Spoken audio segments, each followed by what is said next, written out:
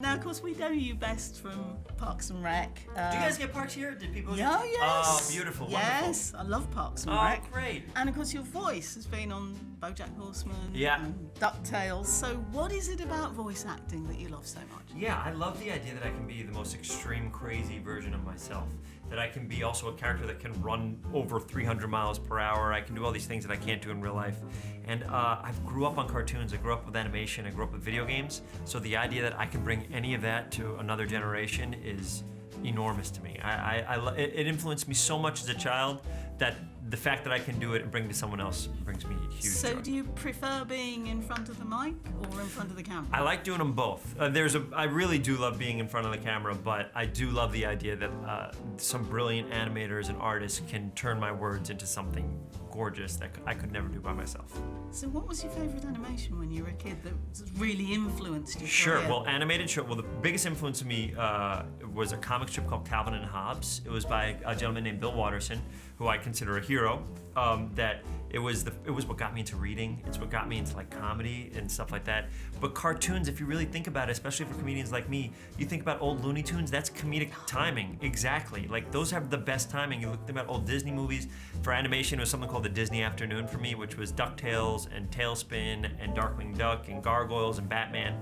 So every day, that's what we do. We go to David Fernandez's house. We'd play video games. We'd watch Disney Afternoon. We'd eat mac and cheese. That was what we did. You know what I mean? So it was a big part of my life. Between you and me, I've interviewed Darkwing Duck, Jim Oh, Cummings. Yes, and how was he? He was great, and he did the voice for me as well. Oh, wow. Which gives you a hint of what's to come. Yes, yeah. So why did you agree to be the voice of Sonic? Silly question. No, I mean, how do you not say yes? One, because I played the video games as a kid, and I love them so much.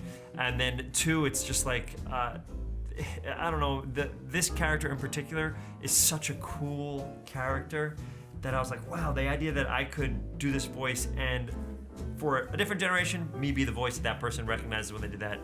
And then I get to introduce them to the whole breadth of comic books and comics and stuff before me would be huge.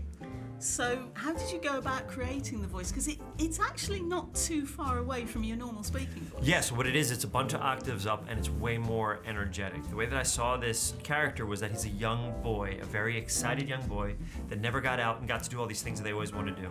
And he finally has that opportunity. So he's running around, he's doing all these things, he's having so much fun. And I was like, if you look at him and you feel like he's a young kid, I feel like you'll have the emotional connection a little bit harder. And then James's connection with him and then all that stuff. I think you can feel it a little bit more if you feel like you're looking at like a young kid's voice out of this incredible hedgehog. So he's the young you, really, isn't He is a pretty young version of me. Yeah. He's very positive and excited and can't believe everything is going well.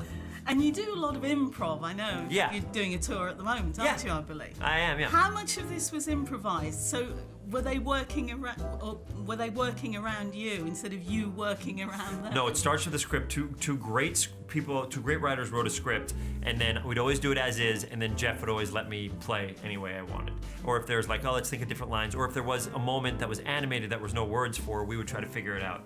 So the best part is when you're recording just voice, it's far less expensive to just keep rolling. You know what I mean? Because there's no sets, there's no light, there's no anything. It's just me, Jeff, and Toby Asher, our producer, and the two great editors we had. So it was like, we could try 100 things and the best thing wins. The funniest thing or the best thing wins. And that's what Jeff was so good. He was such a great collaborator because he just kept saying, let's just make the best version of this movie we can. So did you actually come up with some of Sonic's lines in the film? Sure, of course, yeah. Can you remember any of them? One that I did, so the way that this movie started, which is kind of an interesting way to think about it, is they were trying to sell it to a studio, so we did a test years ago. And it was the test that Paramount ultimately bought. But in the test, I improvised a line where after I go very fast, and I'm like, what just happened? I say, is The Rock president? I said, what year is it? Is The Rock president? That came from the test, and then we improvised it again for the movie, just because it went over great. And then The Rock retweets it, which is like a little dream for me, you know what I mean? So there's a lot of little lines in there that I did so many different versions of that it wasn't until we saw the screening that I saw what got in the film. And it was very exciting to watch. That line got a good laugh when I saw the film great. as well. Great. Yeah, it really did. So, away from being Sonic, how much of a gamer are you? I love video games. Still play them now, and even, especially this era, was when all I did was play video games. Now, I still, on Twitter, I beat video games, and I put it up on my Twitter whenever I beat them. I'm a big fan of it. It's a form of like almost like meditation for me. It just calms me down. It makes me happy and it connects me to my younger self also. So you still play Sonic then? I did. I just beat Sonic 1 and 2 again, but a month ago, because I knew the movie was coming out, and I was like, I got to beat these two again just to show people I can still do it. Now, one thing I noticed in the film was that Sonic's got very definite taste in movies. I mean, obviously his favourite is Speed. Yes. As in Pop Quiz Hot Shot. Yes. But we also saw him watching Police Squad. Oh yeah. Yeah, the magic it's Enrico Palazzo moment. You know what's so fun? He can only watch the movies that they're watching. Yeah. So it's for him. It's a movie theater where he goes to a window and watches James Marsden and Tika Sumpter's character watch a movie, and whatever they're watching is his movie of the night. So it's great that they have good taste. Is great for him. So his tastes like your tastes? What's your sort of I did movie? love Speed, but I mean, we have Jim Carrey in this movie. I think Dumb and Dumber is a top 10 movie of all time. I love that movie. Those Jim Carrey movies, but then his dramatic work, Truman Show is a top 10. Like he is such an incredible actor. So a lot of his filmography is in my top movies. I have this picture in my head of you being in the recording booth. Sure. I love that you're Jim picturing me Carrey just being randomly. in the studio. Yeah. So, did your paths ever cross during the making of the film? Only once. I went to Vancouver to do some press stuff and to get these dots on my face so we can record some emotional stuff. And it was so exciting for me. I asked him about Ace Ventura. I asked him how the movie was going. And then now that we've been doing press, I've been able to talk to him a little bit more. And he's so lovely. So you didn't actually get to see him filming any of I his never scenes acted or opposite anything him. like that? But I got to act. He never got to act opposite me, but I get to see his actual performance when I'm doing my lines. So I get to see his actual footage, and then I act opposite that. So I was just thinking your director probably would have had a nightmare if you were both improvising like that. Oh my goodness. And they would wrangle us, yeah. And of course, he's also said that he's up for a sequel. Jim Carrey is. Yes. I heard. I'm very excited. He said, I am which in. sounds to me like a green light. Well, I was going to ask you that. Are you up goodness. for Are it? you kidding me? This would be all we needed was all we needed for Jim Carrey to say yes. And now, if the movie does well, now it's all up to the fans, which is exciting. Because we have no idea when we're recording this, the movie hasn't come out yet. If it does well, it would be such a joy to do a sequel because I know the rumblings of what that could look like, and I think it would be really cool. Because the film does kind of hint that the might. It lends itself to either being done and a little fun little thing at the end, or it lends itself to let's explore what happens. So what are we going to see you in next? I gather you're doing something with Steve Carell. Yes, this is a crazy year for me. So this comes out, and the week after, I'm in a movie with Billy Crystal. Billy Crystal and I star in a film together called Standing Up, Falling Down.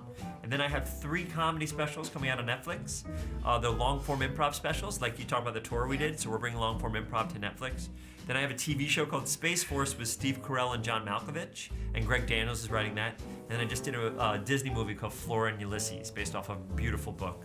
And that'll come out later in the year. This is, for some reason, this is the year all my stuff comes out in the same span. So you're even faster than Sonic. Oh really, my when it goodness, comes to working at the I'm moment. exhausted. I'm hoping anybody cares and people connect with any of it. It's so exciting to see anybody, like people have been so passionate about this movie, and it's fun when you do something that people really care about or like. It's very lovely to get a response like this. And I can't let you go without asking to hear from Sonic himself. Oh, what do you want to say? Well, I just wondered what Sonic thought of this little corner of planet Earth. About London?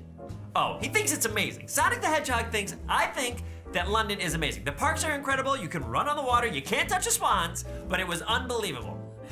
Ben and Sonic, thank you very much. Lovely to meet you, thank you so much. Thank you, lovely to meet you. Oh, please.